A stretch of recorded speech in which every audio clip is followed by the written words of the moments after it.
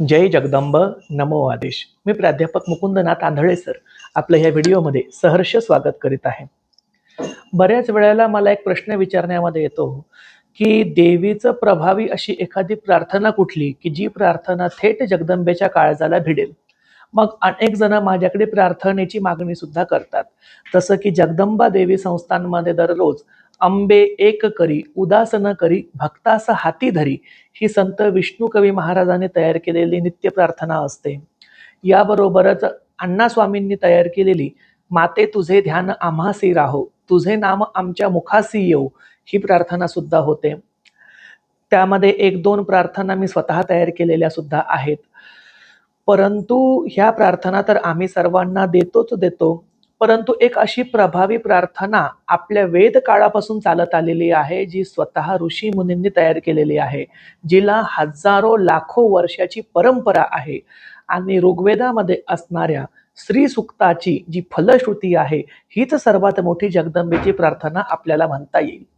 सगळ्यात मोठी प्रार्थना असा शब्द मी यासाठी वापरतो की संत विष्णू कवी महाराजांनी जे त्यांचं वात्सल्य प्रेम आंबे एक करी या आरतीमध्ये किंवा प्रार्थनेमध्ये ओतलेलं आहे, तर ही प्रार्थना जर आपण त्याचा रेशो काढला तर 1800च्या काळामधली, म्हणजे साधारणतः जेव्हा विष्णू कवी महाराज वास्तव्यामध्ये होते त्या काळात त्यांनी ती तयार केलेली आहे.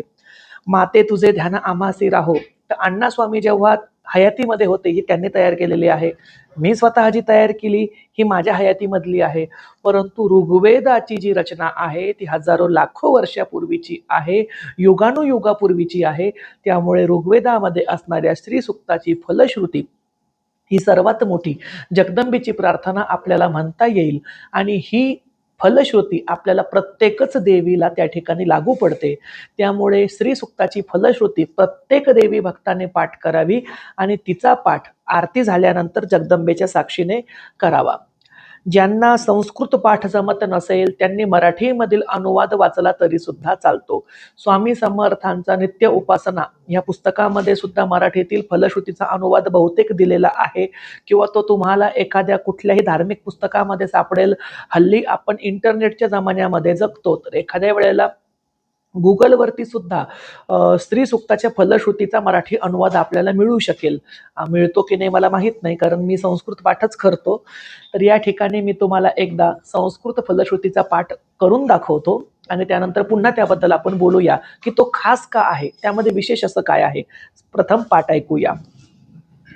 ओम पद्मानने पद्म ऊरू पद्माक्षी पद्मसंभवे तन्मे भसी पद्माक्षी येन सौख्य लभाम्यहम् अश्वदाये गोदाये धनदाये महाधने धनं मे लभतां देवी सर्वकामां च देहि मे पद्मानने पद्मविद्मपत्रे पद्मप्रिये पद्मदलायताक्षी विश्वप्रिये विश्वमनोनुकूले त्वत्पादमयी सन्निधस्वं पुत्रपौत्रं धनं धान्यं हस्यश्वादिगवेरथनं प्रजनां भवसि माता आयुष्मन्तं करोतु मां धनरग्नि धनं सूर्यो धनं इन्द्रो बृहस्पतिवरुण धनमस्तु मां वैनतेय सोमं देवं सोमं पिबतरुत्रः सोमं धनस्य सोमिनो मह्यं ददातु सोमिनः न क्रोधो न मार्तस्य न लोभो न शुभामति भवति कृतपुण्यानां भक्तानां श्रीसूक्तं जपेत सदा.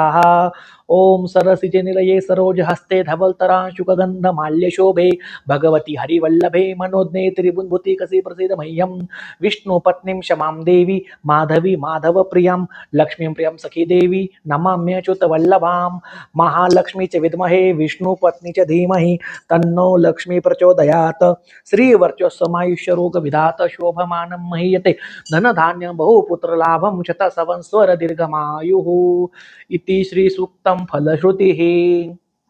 या पद्धतीनुसार ही श्री सुक्ताची फलश्रुती आहे.